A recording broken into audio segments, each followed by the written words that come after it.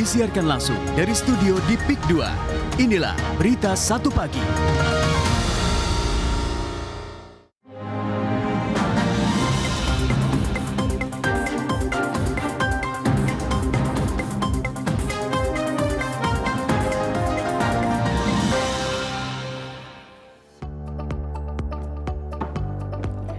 Halo pemirsa, selamat pagi. Anda kembali menyaksikan Berita 1 Pagi bersama dengan saya Anissa Fauzia. Sejumlah informasi menarik dari dalam negeri maupun mancanegara hingga berita terbaru dari dunia olahraga akan kami hadirkan untuk Anda. Kebakaran pabrik kardus di Tangerang diduga akibat korsleting listrik.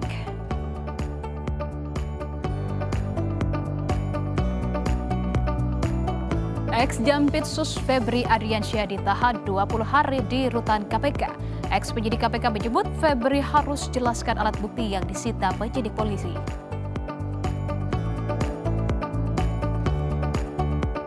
Timnas Indonesia akan menghadapi Kamboja di laga perdana Piala AFF 2026. Dan langsung saja pemirsa kita saksikan Berita 1 Pagi selengkapnya hanya di Berita 1 Bersatu Menginspirasi.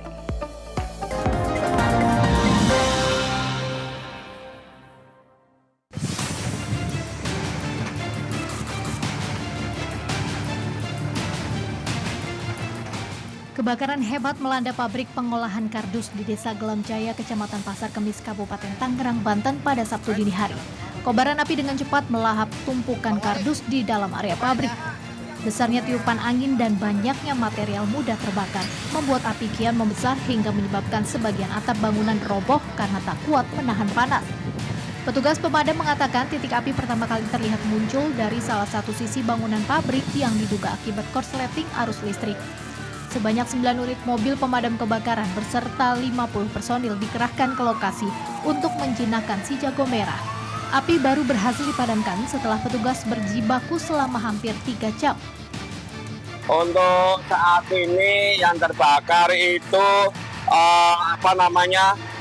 PT Dwi Global Megabox, yaitu pabrik kemasan kardus, tepatnya di Jalan Sinar Pagi Blok B nomor 9A, Kelurahan Kertajaya, Kecamatan Pasar Kemis. Kejadian ini kurang lebihnya tadi terima laporan 0018 atas nama saudara Calvin. Jadi menelpon ke 112 terkait ada kebakaran yang di lokasi ini. Untuk penyebab diduga mungkin sementara dari konsep listrik dulu ya, diduga ya. Beruntung tidak ada korban jiwa maupun luka dalam peristiwa ini lantaran pabrik dalam kondisi tidak beroperasi. Meski demikian, kerugian materi ditafsir mencapai miliaran rupiah. Penyebab pasti kebakaran masih dalam proses penyelidikan pihak Kepolsek Pasar Kemis. Wawan Kurniawan, Berita 1 Kabupaten Tangerang, Banten.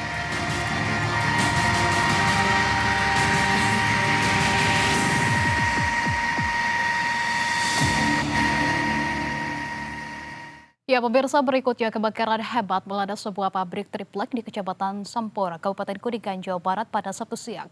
Kobaran api dengan cepat membesar hingga menghanguskan area penjemuran kayu dan ribuan lembar triplek.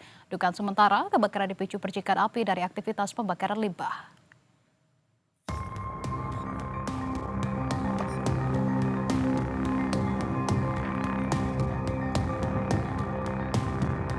Asap hitam pekat membumbung tinggi dari kawasan pabrik triplek di Kecamatan Sampora, Kabupaten Kuningan, Jawa Barat.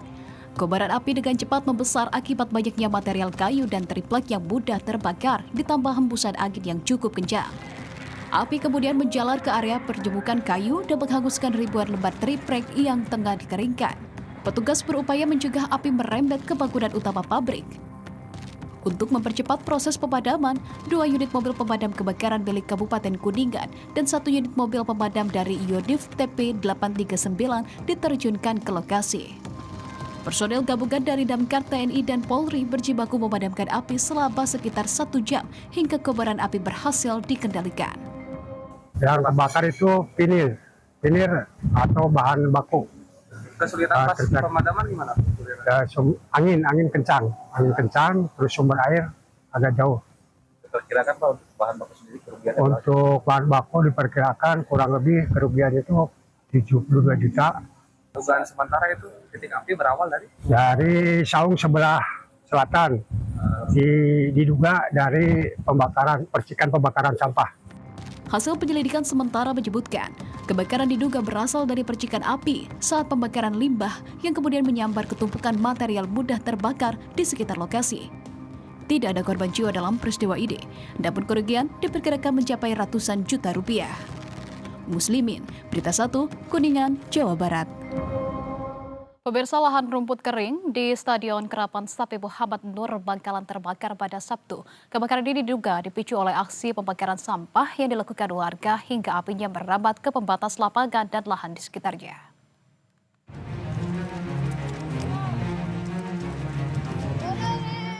Lahan rumput kering di Stadion Kerapan Sapi Muhammad Nur Bangkalan dilahap si jago merah pada Sabtu.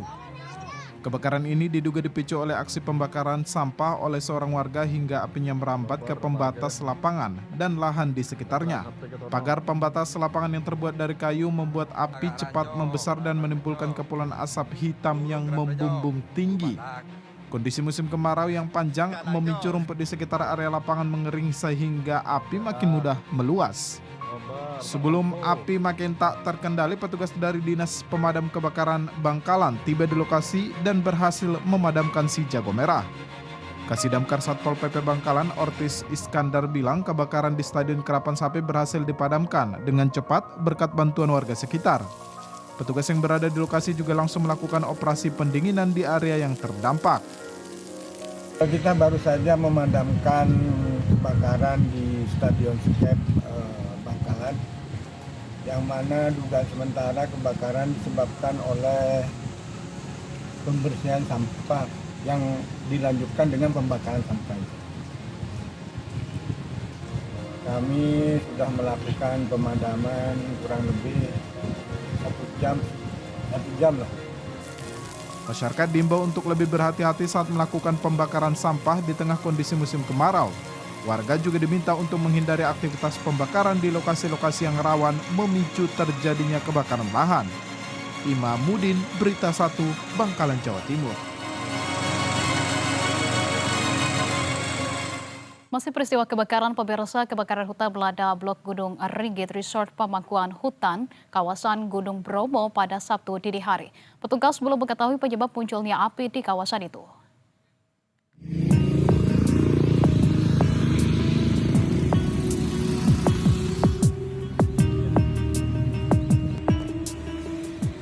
Pemandangan hijau dan indah pegunungan kawasan Gunung Ringgit kali ini berbeda. Kepulan asap putih membumbung dari lereng perbukitan muncul imbas kebakaran hutan yang melanda Blok Gunung Ringgit Resort Pemangkuan Hutan kawasan Gunung Bromo, Kecamatan Sukapura, Kabupaten Probolinggo, Jawa Timur. Api diketahui mulai terlihat sejak Sabtu dini hari pukul 02.00 waktu Indonesia Barat. Hingga kini, kebakaran dikabarkan masih terus meluas. Upaya pemadaman masih belum bisa dilakukan. Petugas perhutani tidak dapat berupaya melakukan pemadaman secara langsung lantaran medan menuju lokasi kebakaran sangat curam dan bertebing sehingga upaya yang dilakukan saat ini sebatas pemantauan dari titik yang aman. Lokasi kebakaran berada di kawasan hutan perhutani Sukapura, tepatnya di Blok Gunung Ringgit yang secara administratif masuk ke dalam Desa Sapi Kerep, Kecamatan Sukapura.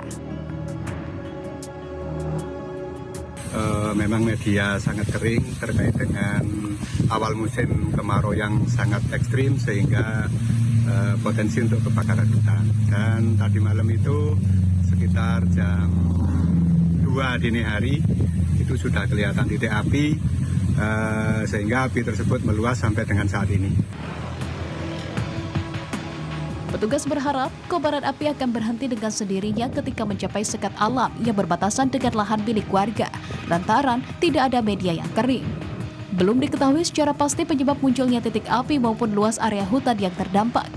Masyarakat diimbau tidak mendekati lokasi kebakaran demi menghindari risiko yang ditimbulkan. Zulkifli, Berita 1, Probolinggo, Jawa Timur. Berikutnya pemirsa, perselisihan antara penjaga keamanan MRT dengan pengendara Alphard yang diketahui merupakan anggota polisi berujung damai.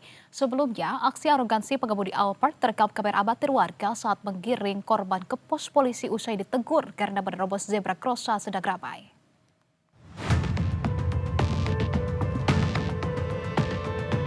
Perselisihan antara penjaga keamanan MRT dengan pengemudi mobil mewah yang videonya viral di media sosial berujung damai. Usai video arogansi pelaku yang diketahui merupakan anggota Polda Jawa Barat beredar, pihak polisian pun bergerak cepat untuk melacak dan mengamankan pelaku. Upaya mediasi antara korban Eva dan pelaku pun dilakukan. Kedua belah pihak sepakat untuk berdamai dan saling memaafkan, meski sebelumnya korban berharap agar pelaku bisa melakukan hukuman seperti apa yang ia lakukan saat diintimidasi sesaat setelah insiden itu berlangsung. Saya maunya sih mereka itu melakukan seperti saya diperlakukan waktu pada saat itu. Di antara petugas keamanan Victor dan pengemudi kendaraan dan penumpangnya 3 orang sudah dimediasikan dan sudah sama-sama menerima dan mengakui ada kesalahpahaman yang terjadi. Untuk itu kami juga tadi menyampaikan bahwa dalam kesempatan yang difasilitasi oleh Pak Kapolsek dan kedua belah pihak telah menerima. Hingga kini pihak polisian tengah menyelidiki dugaan pelanggaran apa saja yang telah terjadi dan dilakukan oleh para pelaku. Pelaku pun kini tengah menjalani pemeriksaan secara intensif. Terkait dengan tadi yang disampaikan, ada beberapa dugaan perbuatan arogansi dari rekan pengemudi maupun penumpang. Ini malam ini juga akan ditindaklanjuti dari Bit Propam Polda Jawa Barat. Sebelumnya perselisihan ini bermula setelah FH menggedor mobil mewah yang diduga menerobos lampu merah di zebra cross ketika pejalan kaki hendak menyeberang. Tindakan tersebut memicu adu mulut antara FH dan pengemudi kendaraan hingga keduanya dibawa ke pos polisi Tamrin untuk menjalani pemeriksaan. Video kejadian yang beredar luas di media sosial memicu perhatian publik, termasuk dugaan adanya tindakan intimidasi terhadap petugas keamanan tersebut. Pihak polisian memastikan meski keduanya sepakat untuk berdamai, proses hukum terhadap kedua pelaku akan tetap dilakukan sesuai dengan peraturan yang berlaku. Hidayat Azril, Berita 1 Jakarta. Pemirsa, ex-penyidik KPK menyebut Febri Ardiansyah perlu membuktikan alat bukti yang disita Polri jika merasa dikriminalisasi. Informasi yang kami sajikan usai jeda, tetaplah di Berita 1 Pagi.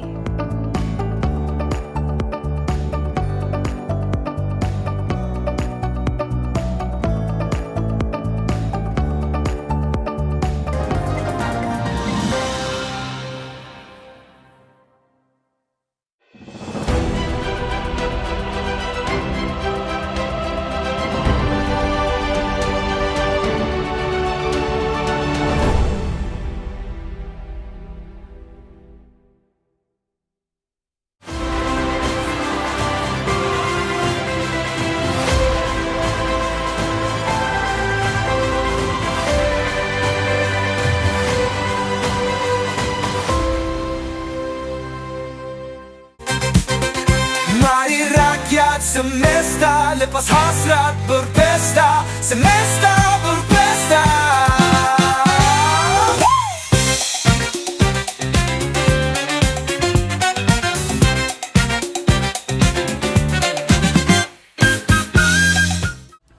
Sampurasun Bandung. Akhir pekan ini, Semesta Berpesta Bandung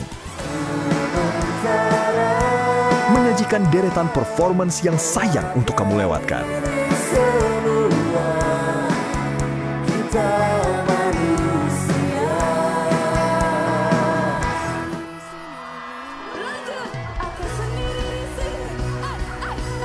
Catat tanggalnya 25 dan 26 Juli hanya di BTV Channel 12. Ke sebuah tempat makan yang hidden gem yang ada di Tokyo Hapik 2. Bakmi Lau, rasanya bener-bener gurih, asin, enak banget. soto Nyonya Jun yang akan gue cobain. Soto, kalau kerupuknya kerupuk udang, sempoa banget alias sempurna. Beli Sob. Dagingnya empuk, juicy, enak, bumbunya bener-bener ngeresep. Hanya di BTV dan Berita 1. Bersatu menginspirasi. Ingin tahu kabar terbaru dari dunia hiburan? FYI hadir membawa sederet berita dan informasi menarik dari para selebritas dalam dan luar negeri. Lionel Messi memiliki rumah mewah senilai 5 juta pound sterling atau sekitar 106 miliar rupiah. Dikemas secara ringan, informatif, dan menghibur. Jangan lewatkan FYI. Hanya di BTV dan Berita 1. Bersatu menginspirasi.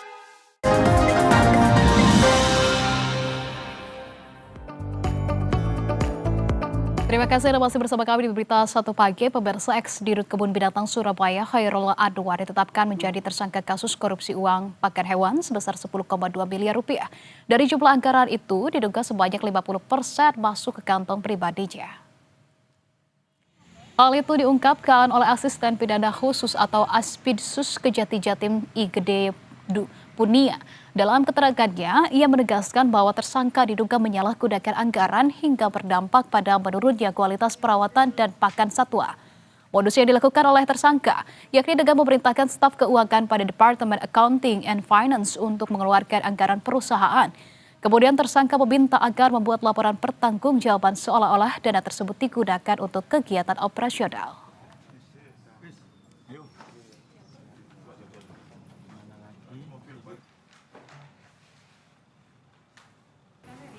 Bahwa CA selaku Direktur Utama pada periode tahun 2016 sampai dengan 2024 secara melawan hukum atau menyalahgunakan kewenangan telah menggunakan uang anggaran PD TS KBS guna pengeluaran yang tidak sesuai dengan peruntukannya dan atau fiktif serta kepentingan pribadi saudara CA yang dilakukan dengan cara memerintahkan saksi staf keuangan di bidang Departemen Accounting and Finance untuk mengeluarkan uang anggaran dan memerintahkan untuk membuat pertanggungjawaban pengeluaran anggaran pada PT TS KBS agar seolah-olah uang tersebut benar-benar dipergunakan untuk kegiatan operasi. Ya pemirsa, dugaan penyelewengan keuangan di Kebun Binatang Surabaya kembali disorot setelah mantan Direktur Utama PDTS KBS ditetapkan sebagai tersangka. Pemerintah Kota Surabaya kini mendukung penuh terhadap proses hukum yang tengah berjalan.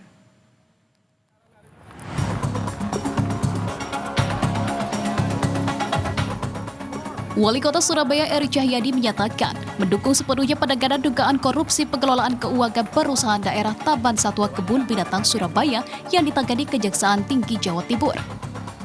Dukungan ini disampaikan setelah penyidik menetapkan mantan Direktur Utama PDTS KBS periode 2016 hingga 2024 Khairul Anwar sebagai tersangka. Menurut Eri, dugaan penyelewengan sebenarnya sudah lama menjadi kecurigaan pemerintah kota hingga akhirnya dilakukan audit oleh tim independen berdasarkan rekomendasi BPK. Hasil audit itulah yang menjadi dasar untuk menelusuri dugaan penyimpangan keuangan di tubuh KBS. Maka sampaikan sing salah yo seleh. Maka ini yang kita lakukan. Jadi apapun yang ada di permasalahan di Pemkot ya memang harus dibenarkan. Seperti yang data yang ada di KBS bahwa ada 8 miliar ketika ada di dalam kas laporan tapi tidak ada uangnya mulai zaman Bu Risma sampai dengan ini ya kita buka semuanya sehingga Eri juga mengungkapkan dari hasil pemeriksaan ditemukan selisih dana yang semula diperkirakan sekitar 8 miliar rupiah. Namun dalam pengembangannya nilai tersebut disebut mencapai sekitar 10 miliar rupiah. Ia menegaskan seluruh proses harus dibuka secara transparan agar tidak menimbulkan prasangka di masyarakat.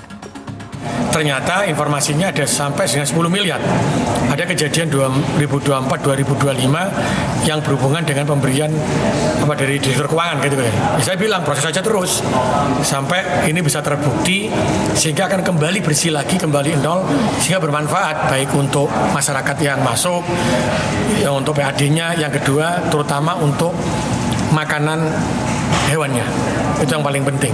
Jadi hewannya sehat, terus juga pakannya juga terpenuhi, kesejahteraan pegawai di KPS juga terpenuhi. Itu yang Pemerintah Kota Surabaya berharap penyidikan dapat dituntaskan.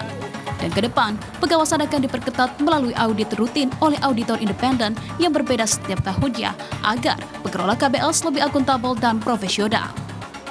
Ahmad Ali, Berita 1, Surabaya, Jawa Timur. Kasus korupsi lainnya, pemirsa, Bantan Jampitsus Febri Ardiansyah ditahan Kejagung sebagai tersangka dalam kasus dugaan tindak pidana pencucian uang. Dari Kejagung, Febri kemudian dibawa ke rumah tahanan KPK.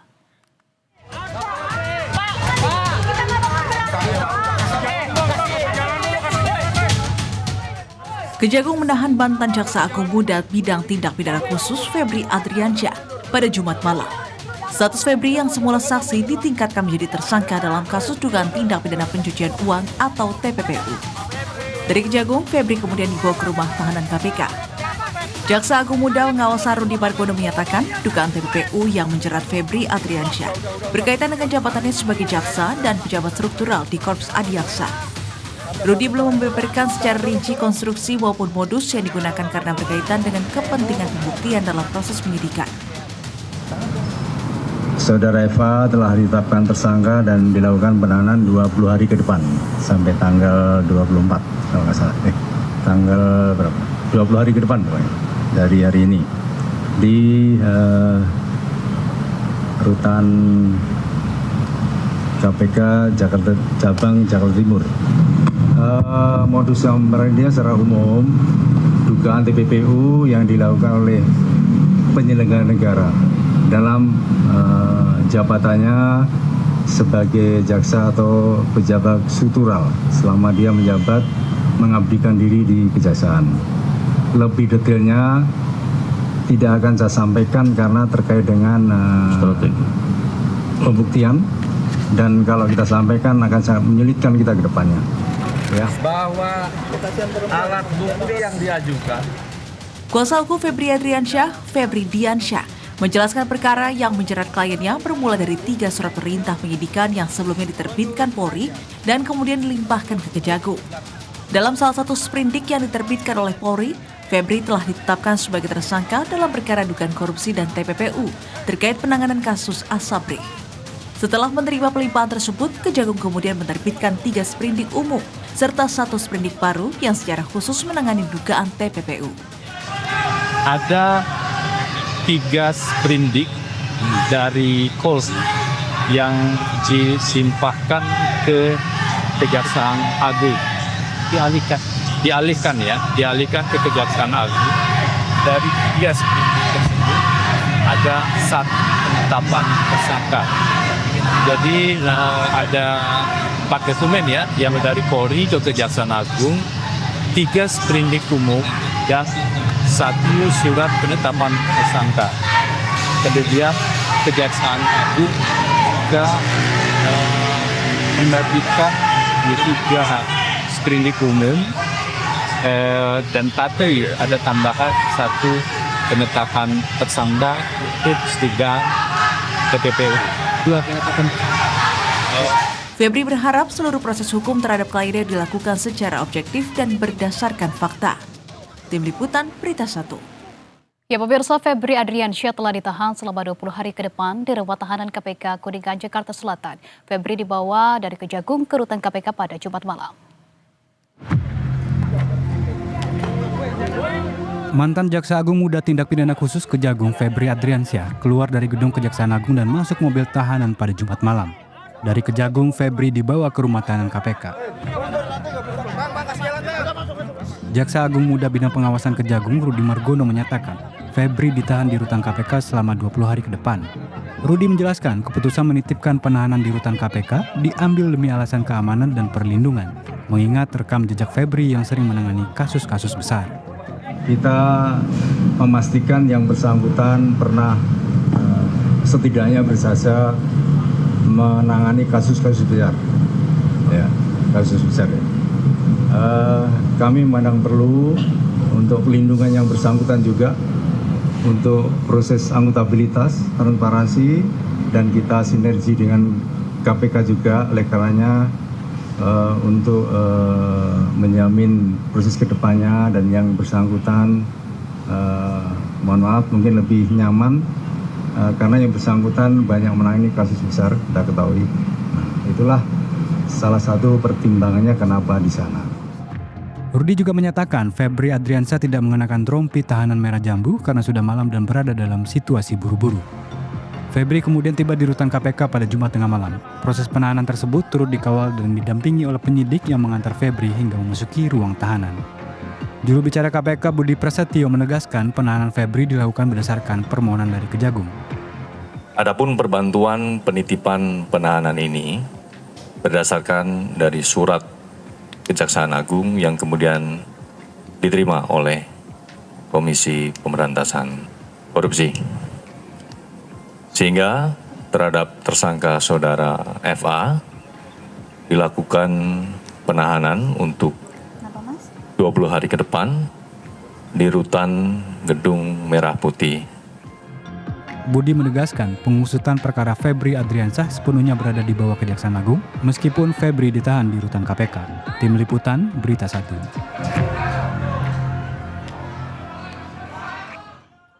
Pemirsa, meski telah menjalani penahanan, mantan Jaksa Agung Muda Bidang Tindak Pidana Khusus Febri Adriansyah mendapatkan perlakuan berbeda dari tersangka lainnya yang sedang diselidiki Kejaksaan Agung.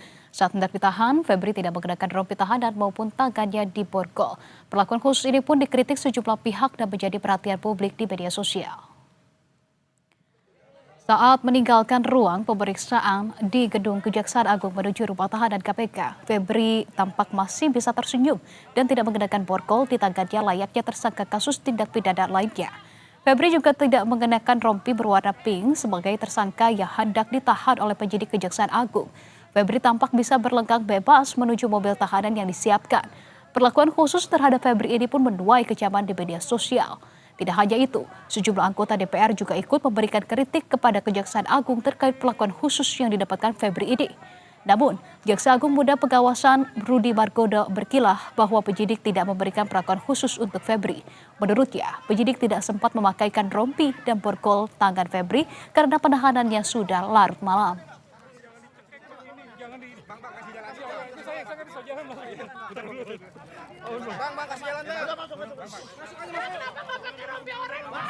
Pemirsa, mantan Jaksa Agung Muda Tindak Pidana Khusus Kejaksaan Agung Febri Adriansyah merasa dirinya dikriminalisasi usai ditetapkan sebagai tersangka dan dilakukan penahanan. Febri Adriansyah keluar dari gedung Kejaksaan Agung menuju mobil tahanan usai diperiksa pada Jumat malam. Febri Adriansyah merasa dirinya dikriminalisasi usai ditetapkan sebagai tersangka dan dilakukan penahanan dalam dugaan tindak pidana pencucian uang. Febri menyatakan dirinya sempat berdiskusi dengan tim penyidik jaksa bahwa alat bukti yang diajukan masih perlu didalami atau dikonfirmasi. Selain itu, menurut Febri harus dilakukan ekspos berulang kali sebelum menetapkan seorang sebagai tersangka dan melakukan penahanan. Namun demikian, Febri Adriansyah menyatakan siap menghadapi proses hukum.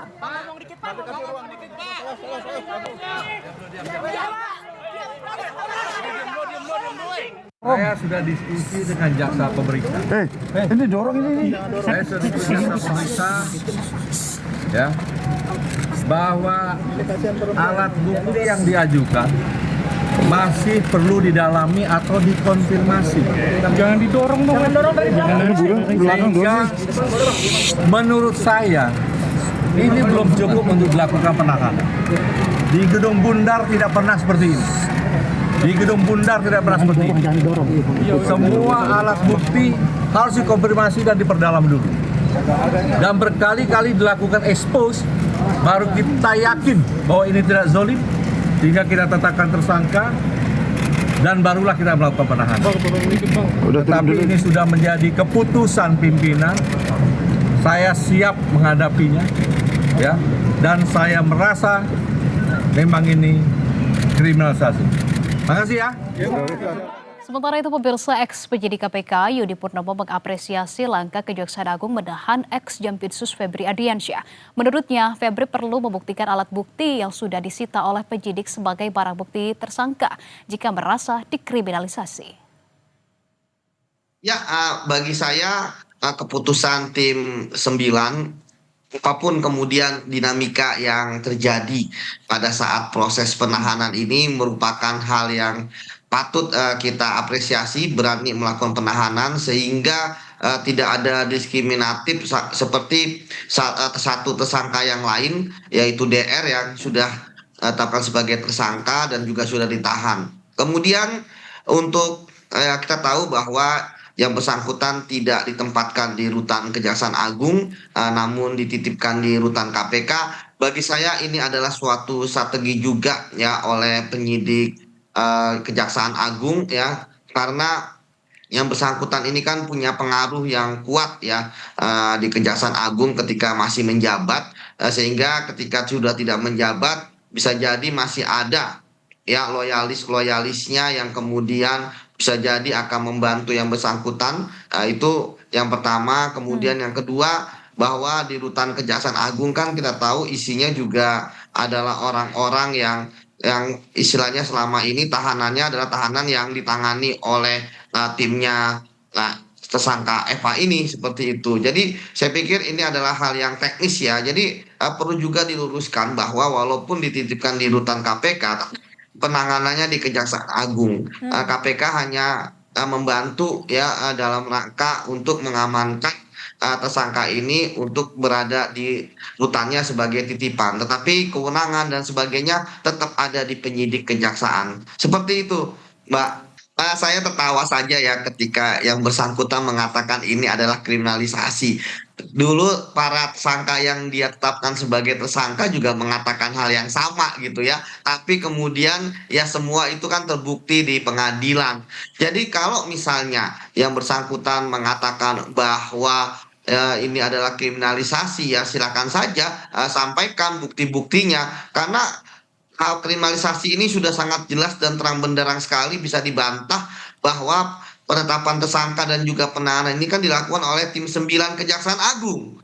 Ya, artinya kalau dulu mungkin masih bisa lah ketika yang tersangkakan adalah teman-teman di kepolisian gitu ya. Tetapi kemudian pada saat ini ya yang melakukan penetapan tersangka dan menahan itu adalah teman-teman di Kejaksaan Agung, sehingga ini adalah chemistry yang sama bahwa baik Polri maupun Kejaksaan Agung terhadap kasus ini benar-benar berdasarkan alat bukti yang kuat, termasuk juga bukti-bukti yang banyak. Artinya bagi saya alasan itu adalah alasan yang mengada-ngada saja, upaya untuk meraih simpati publik, padahal yang paling sangat jelas adalah ditemukannya uang sebanyak 500 miliar lebih dan 74 kg emas ini semakin membuktikan bahwa semakin sangat terang kasus ini. Jadi bagi saya masalah ada alibi, bantahan dan sebagainya silakan saja, karena itu merupakan hak dari tersangka. Kasus hukum lainnya, pemirsa, Asisten 1 Sekda Kabupaten Gayo Luas, Nevi Rizal, resmi mengajukan pengunduran diri dari jabatannya. Keputusan ini diambil sebagai bentuk tanggung jawab moral menyusul viralnya unggahan di media sosial yang melibatkan salah satu anggota keluarganya. Gegara sang putri flexing, Asisten 1 Sekretariat Daerah Kabupaten Gayo Luas Nevi Rizal menyerahkan surat pengunduran dirinya kepada pemerintah Kabupaten Gayo Luas pada Kamis 23 Juli 2026. Keputusan ini setelah melalui pertimbangan matang demi menjaga integritas, etika, dan kepercayaan masyarakat terhadap pemerintah daerah. Pemerintah Kabupaten Gayo Luas menyatakan telah menerima surat pengunduran diri ini dan akan memprosesnya sesuai ketentuan yang berlaku. Pemerintah juga akan membentuk tim khusus untuk menginvestigasi persoalan flexing ini. Melalui surat ini, saya menyampaikan pengunduran diri dari jabatan yang saya emban terhitung sejak tanggal 23 Juli 2026. Keputusan ini saya ambil dengan penuh kesadaran dan tanggung jawab akibat munculnya perhatian publik terkait perilaku anggota keluarga saya yang menimbulkan polemik dan telah mempengaruhi kepercayaan masyarakat terhadap institusi tempat saya mengabdi. Sebelumnya, dalam sejumlah unggahan di media sosial, sang anak Dea Aranoia memamerkan momen liburan ke Korea Selatan, Bangkok, hingga Eropa. Ia juga mengunggah tangkapan layar percakapan keluarga, termasuk rencana pembelian mobil. Tak hanya itu, Dea juga memamerkan belasan jerigen BBM atau bahan bakar minyak di rumahnya. Unggahan tersebut menjadi perbincangan warganet karena muncul saat Kabupaten Gayolwes masih dalam masa pemulihan pasca bencana. Usai sang ayah resmi mengundurkan diri, Dea Aranoia meminta maaf atas perbuatannya itu. Dalam surat yang diunggahnya, ia mengaku telah menyesal karena melukai perasaan banyak orang. Tim Liputan, Berita 1.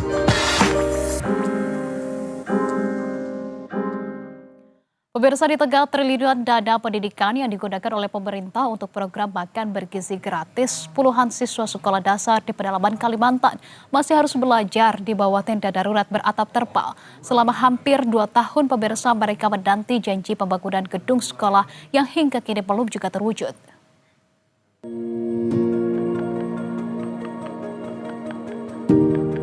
Beginilah kondisi SD Negeri 001 Bindrang yang berada di Jalan Poros Berau, Bulungan, kilometer 43, Kabupaten Berau, Kalimantan Timur. Selama hampir 2 tahun terakhir, sekolah ini tidak memiliki gedung permanen. Warga bersama wali murid membangun tenda darurat, beratapkan terpal, dan bertiang bambu agar proses belajar mengajar tetap berlangsung. Meski hanya beralaskan tanah dan rumput liar, sebanyak 50 siswa dari kelas 1 hingga kelas 6 tetap mengikuti pelajaran dengan penuh semangat. Para wali murid mengaku telah berulang kali menyampaikan usulan pembangunan sekolah dalam berbagai pertemuan, namun hingga kini harapan memiliki gedung sekolah yang layak belum juga terwujud. Ini sudah hampir 2 tahun. Hampir 2 tahunan Pak ya, dengan kita kondisi hanya sekolah di rumah warga ya. Di rumah warga sebelumnya ya. Akhirnya warga bikin inisiatif membangun ini ya. Iya, warga membuat ini karena rumah warga itu dipakai ya. Berarti untuk hingga 2 tahun itu belum ada sekolah permanen untuk SD? Tidak ada. Kita tidak tahu mau mengadu kemana lagi. Setiap ada pertemuan ini sekolah diajukan terus. Sampai sekarang tidak ada. Kalau bisa saya minta tolong Pak, bagaimana caranya bisa diperbaiki. Diketahui saat ini, SD Negeri 001 Bindrang hanya memiliki 3 orang guru dan masing-masing tenaga pendidik itu harus bertanggung jawab untuk mengajar 2 tingkat kelas sekaligus. Dan berdasarkan pertemuan terakhir dengan Dinas Pendidikan Berau, rencananya 50 orang murid SD ini akan dipindahkan sementara ke sekolah induk yang berjarak 70 km. Alhamdulillah, waktu pembangunan ini selama 2 jam kemarin, habis pembangunan anak langsung belajar kembali. Gurunya ini 2 kelas, 1 guru. 2 kelas, 1 guru. Jadi 3 guru. Untuk sementara karena masih pembangunan, jadi anak-anak sementara disuruh sekolah dulu ke induk. Siswa, guru, dan wali murid sangat berharap pemerintah dapat lebih serius dan memberikan perhatiannya untuk dapat memberi solusi dan bantuan agar seluruh murid dapat mengikuti kegiatan belajar mengajar dengan fasilitas yang layak. Fuad Iqbal, Berita 1, Kabupaten Berau, Kalimantan Timur.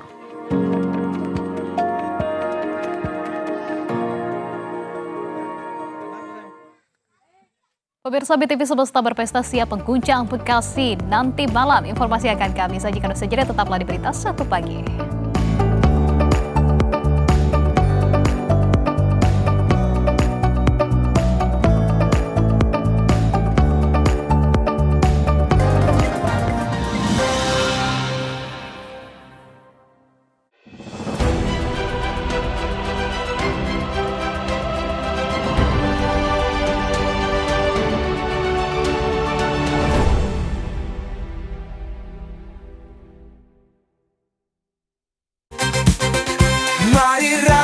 Semesta, lepas hasrat berpesta. Semesta berpesta.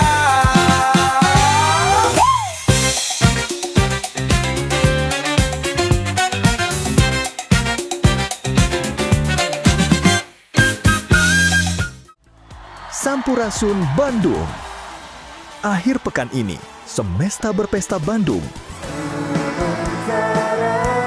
menyajikan deretan performance yang sayang untuk kamu lewatkan.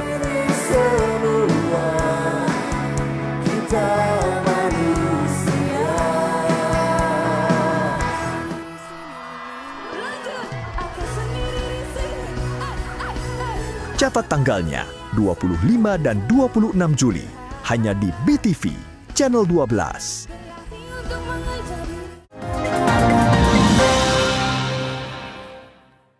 Pemirsa, pemerintah Provinsi DKI Jakarta menghadirkan pengalaman baru dalam berwisata melalui layanan bus Open Top Tour dan Open Dining. Inovasi ini memadukan transportasi publik dengan wisata sejarah, budaya, dan juga kuliner di ibu kota. Pemprov DKI Jakarta resmi meluncurkan layanan bus wisata Open Top Tour Jakarta Batavia serta uji coba Open Dining Jakarta. Melalui layanan ini, masyarakat dan wisatawan dapat menikmati panorama kota, jejak sejarah, dan keberagaman budaya Jakarta dari atas bus tanpa atap maupun sambil menikmati hidangan berkonsep restoran berjalan. Wakil Gubernur DKI Jakarta Rano Karno menyebut inovasi ini menjadi langkah Pemprov dalam mengintegrasikan transportasi publik dengan pariwisata, agar Jakarta hadir sebagai destinasi wisata perkotaan yang lebih menarik dan berkelas. Melalui Open Top Tour, masyarakat dan wisatawan dapat menikmati sisi modern, sejarah, budaya, hingga perkembangan Jakarta dalam satu layanan. Bersamaan dengan peluncuran rute Jakarta Batavia, Pemprov DKI juga memulai uji coba Open Dining of Jakarta. Jadi ini baru uji coba, program ini akan dibuka untuk umum kira-kira di awal Agustus 2026. Sementara pemesanan sudah dapat dilakukan mulai 25 Juli melalui aplikasi TJ atau Transjakarta yang berkolaborasi dengan Klok. Melalui inovasi tersebut, pemerintah Provinsi DKI Jakarta berharap transportasi umum tidak lagi dipandang hanya sebagai alat mobilitas, melainkan menjadi bagian dari pengalaman wisata yang mampu memperkenalkan pesona sejarah, budaya, dan keberagaman Jakarta kepada masyarakat maupun wisatawan. Dari Jakarta, Reza Heri Pamungkas, Berita 1 melaporkan. Berikutnya pemirsa, persiapan event BTV Semesta Berpesta Bekasi di Plaza Patriot Chandra Baga jalan terus dimatangkan. Acara dengan sejumlah bintang ternama akan siap menghibur para pengunjung. Panggung utama telah berdiri dan siap menampilkan musisi top tanah air seperti Asia Kiva, Agis Devaki, Steven Pasaribu, dan juga The Changcuters. Sejumlah booth tenan juga sudah terpasang, tersisa penambahan ornamen untuk memeriahkan suasana. Hingga kini, tim penyelenggara masih melakukan penyempurnaan teknis agar acara berjalan lancar dan nyaman bagi pengunjung. BTV Semesta Berpesta menjadi salah satu agenda hiburan yang dinanti warga Bekasi untuk menghibur diri dan ikut berdendang bersama dengan musisi favoritnya. Selain konser musik, pengunjung juga dapat menikmati beragam tenan kuliner dan aktivitas pendukung lainnya. Dengan progres persiapan yang hampir rampung, acara ini diproyeksikan menyedot antusiasme masyarakat dan menjadi pusat hiburan akhir pekan di Kota Bekasi.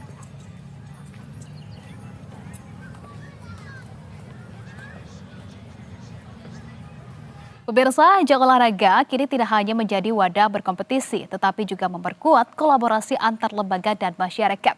Hal ini tercermin dalam penyelenggaraan Kapolri Cup Shooting Championship 2026 yang mempertemukan berbagai kalangan dalam satu arena kompetisi.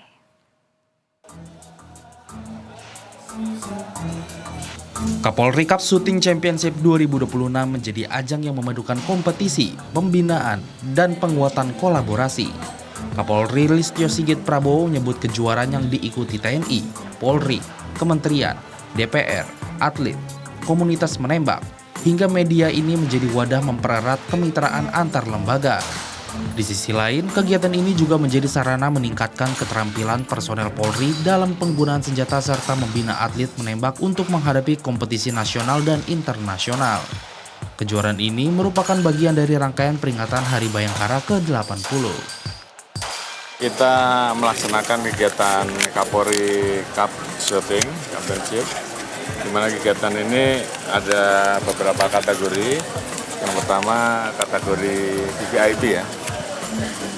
Memang sengaja kita mengundang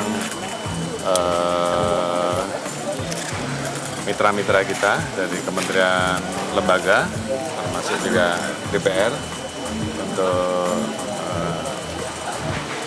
bersama-sama mengikuti kejuaraan, di samping juga tentunya untuk lebih meningkatkan sinergitas. Kemudian juga teman-teman dari para pimpinan redaksi juga ikut, dan ini juga bagian dari upaya kita terus untuk membangun sinergitas, membangun kerjasama dan kemitraan yang sudah terjalin dengan baik, dan juga diikuti oleh kesatuan-kesatuan baik dari TNI, Polri, dan juga masyarakat umum, dan ada beberapa yang juga atlet. Jadi tentunya yang utama adalah kegiatan kali ini menjadi bagian kita untuk terus berkolaborasi, membangun kerjasama, namun di satu sisi selain sinergitas yang kita bangun, tentunya juga ini bagian dari upaya untuk melatih keterampilan, khususnya bagi anggota untuk betul-betul bisa mempersiapkan diri, karena memang memiliki tugas yang kadang-kala juga harus menggunakan senjata, jadi mereka harus memiliki keterampilan supaya juga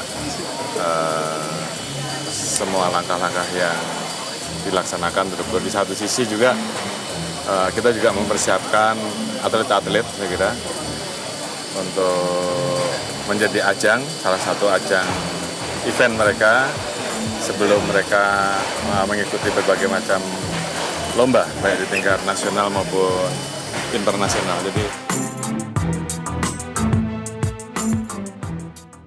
Kita ke informasi olahraga, pemirsa. Sinteyong akan menjalani debutnya sebagai pelatih Persija Jakarta saat menghadapi Persebaya Surabaya di Piala Presiden 2026. Meski mengakui persiapan tim belum ideal, STY menegaskan Persija siap tampil maksimal pada laga pramusim ini.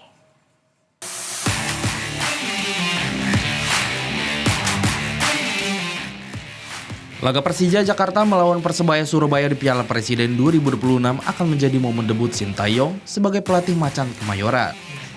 Mantan pelatih Timnas Indonesia itu mengaku antusias bisa kembali bertemu dengan pecinta sepak bola Indonesia, meski kini memimpin Persija. Sinteyong menyebut persiapan tim belum berjalan sempurna karena adanya penyesuaian jadwal pemusatan latihan di Thailand. Meski demikian, ia menegaskan Persija akan bekerja keras dan berusaha menampilkan permainan terbaik pada laga perdana tersebut. 네, 이렇게 다시 우리 인도네시아 축구 팬들하고 만나게 돼서 너무 반갑고, 또 대표팀 아닌 클럽팀 버르시아 자카르타 팀 감독으로 와서 여러분한테 인사드리게 돼서 또다시 이제 반갑게 생각하고 있습니다.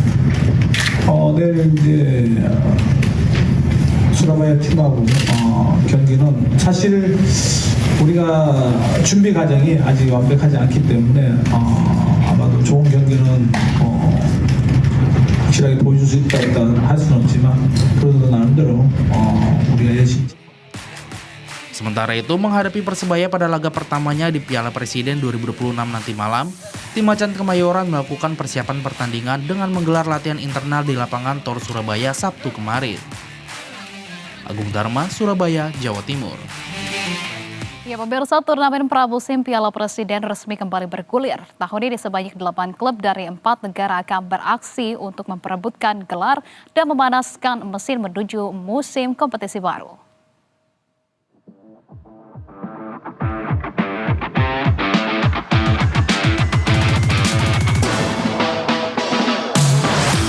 Piala Presiden 2026 diselenggarakan di 2 kota, yaitu Bandung dan Surabaya, bertempat di Stadion Sijalak Harupat dan Stadion Gelora Bung Tomo. Memasuki edisi ke-8, turnamen Piala Presiden terus memperkuat eksistensinya sebagai ajang pramusim bergengsi di Indonesia. Tak hanya menjadi panggung klub-klub terbaik tanah air, Piala Presiden kembali menghadirkan persaingan dengan klub luar negeri. Total ada 3 klub ASEAN lainnya yang ikut menunjukkan taji di Piala Presiden. Mereka adalah DPM MFC asal Brunei Darussalam dan Tampines Rovers, klub S-League Singapura. dan Port FC dari Thailand.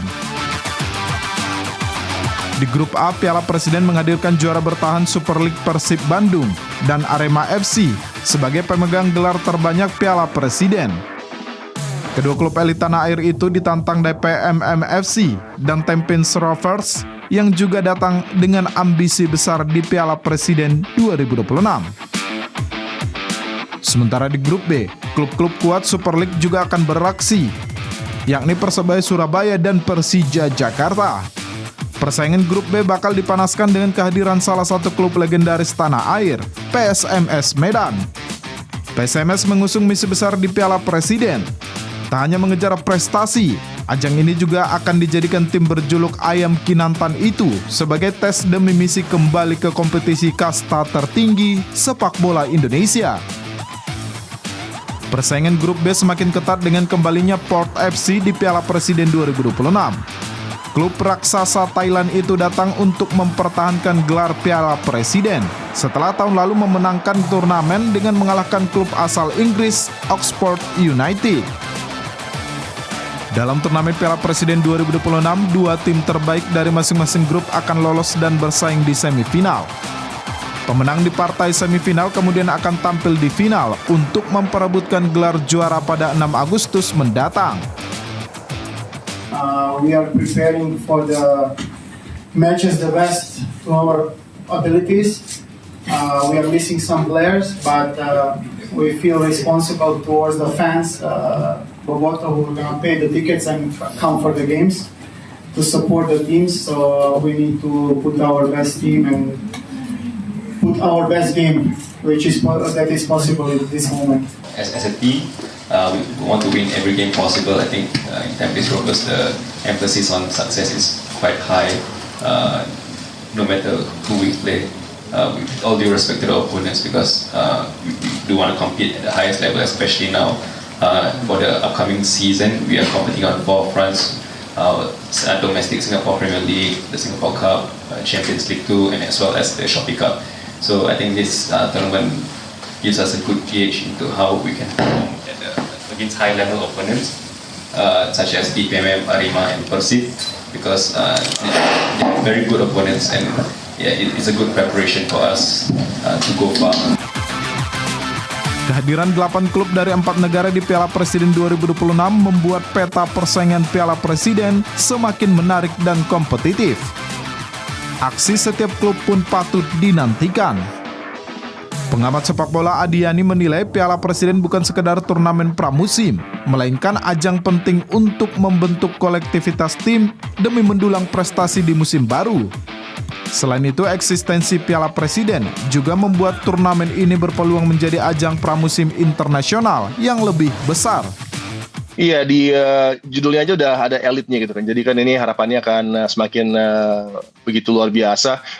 Semangat dari turnamen ini sebagai ajang pramusim yang sangat dinanti oleh tidak hanya tim-tim domestik Indonesia, tapi juga menjadi magnet bagi tim-tim yang ada beredar di ASEAN. Pun harapannya juga mungkin bagi tim-tim Asia Timur, Asia Barat atau bisa terlibat. Apalagi juga di musim lalu sempat ada tim dari Championship Division ya, seperti Oxford yang ikut bersaing juga. Ini bukti, apalagi juga baik AC Milan dan Chelsea juga sudah dikaitkan dengan Piala Presiden ini. Jadi ini menjadi satu hal yang sangat positif, ambisius juga dari ajang ini untuk bisa semakin melebarkan sayap dan mengundang tim-tim elit lainnya ya, dari tidak hanya ASEAN tapi juga ini dari Asia.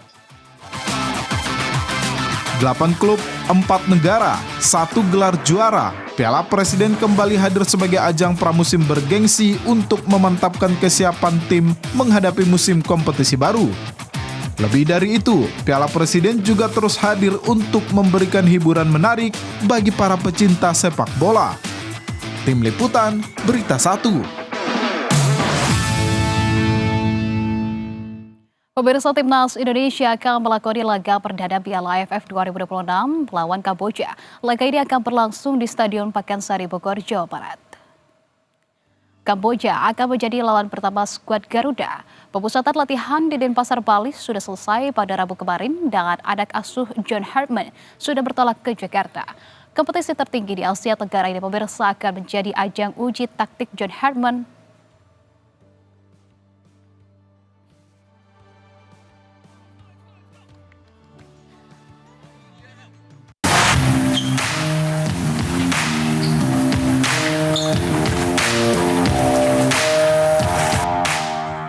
Misi besar dipegang tim nasional Indonesia di gelaran Piala AFF 2026.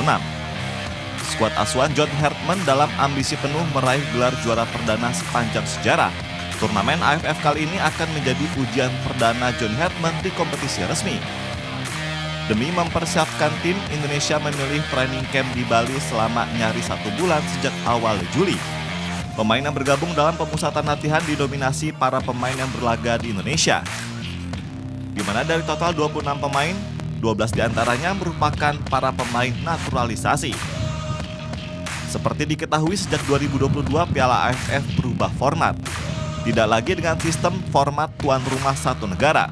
Turnamen terbesar di Asia Tenggara memberikan kesempatan setiap negara dengan 2 laga kandang dan 2 laga tandang di fase grup. Kemudian dilanjutkan dengan sistem home away dari semifinal hingga final. Pada edisi 2026, Indonesia akan memulai Piala AFF pada tanggal 20 Juli mendatang. Kamboja akan menjadi lawan perdana, lalu kemudian Timor Leste, Vietnam, dan menutup fase grup dengan bertandang ke Singapura. Setidaknya Indonesia harus meraih 3 kemenangan jika ingin memastikan tiket ke babak semifinal. Pada edisi kali ini, timnas juga berambisi untuk membalas kegagalan pada edisi 2024. Ketika itu, Sintayong dengan tim muda gagal lolos ke babak semifinal. Terlebih saat ini John Hartman juga punya catatan apik selama melatih timnas Indonesia. Dari 4 pertandingan FIFA Matchday, Indonesia mencatatkan 3 kemenangan dan 1 kekalahan. Sejak awal keikutsertaan di Piala AFF, Indonesia belum pernah meraih satupun gelar. Tim Garuda pernah 6 kali lolos ke final. Namun, semua harus takluk. Wajar di setiap gelaran turnamen 2 tahunan Piala AFF, ambisi tim Garuda untuk meraih trofi selalu besar. Dan pemirsa, sebelum beraktivitas ada baiknya kita akan memantau perakiraan cuaca untuk akhir pekan ini. Pemirsa, ini merupakan perakiraan cuaca yang sudah kami rangkum dari situs BMKG. Kita lihat di sejumlah wilayah untuk prediksi cuaca di 26 Juli 2026 hari Minggu ini. Tampaknya Aceh ini akan cerah pemirsa, sementara Medan akan dilanda hujan ringan dan juga Bandar Lampung cerah berawan. Kita lihat untuk wilayah selanjutnya. Ini dia, ada DKI Jakarta. DKI Jakarta di hari Minggu ini tampaknya akan sangat cerah sekali dengan suhu rata-rata 24 sampai dengan 34 derajat Celcius saja. Kemudian untuk Bandung ini tampaknya akan berawan, begitupun juga dengan Semarang, jadi akan sangat sejuk sekali begitu ya di hari Minggu ini. Dan kita lihat untuk wilayah selanjutnya. Ada Yogyakarta, Denpasar juga ini tampaknya akan cerah, 2 kota dengan jumlah wisatawan terbanyak. Ini akan sangat asik sekali untuk berakhir pekan. Sementara untuk Samarinda tampaknya ini akan berawan di hari Minggu. Dan kita lihat pemirsa di wilayah lainnya. Ada dari Makassar, Ambon, dan juga Jayapura. Kompak berawan pemirsa dengan suhu rata-rata 22 derajat Celcius sampai dengan 31 derajat Celcius saja. Untuk wilayah terakhir pemirsa kita lihat dari Baik, ini merupakan wilayah terakhir ya, tampaknya sangat bersemangat sekali untuk memantau perkiraan cuaca di hari Minggu ini. Nah pemirsa, demikian informasi tadi sekaligus menjadi penutup jumpa kita di program Berita 1 Pagi hari ini. Saya Anissa Fauzia atas nama seluruh kru yang bertugas mengucapkan terima kasih atas kebersamaan Anda dan sudah memilih mengawali hari Anda bersama dengan kami di Berita 1 Pagi. Jangan lupa selalu ikuti kami dan juga menyaksikan kami setiap pukul 5 pagi waktu Indonesia Barat. Pastikan Anda juga telah mengikuti seluruh akun media sosial Berita 1 baik di Instagram, di X maupun di YouTube. Jaga kesehatan dan tetap semangat, selamat berakhir pekan. Berita 1 bersatu menginspirasi.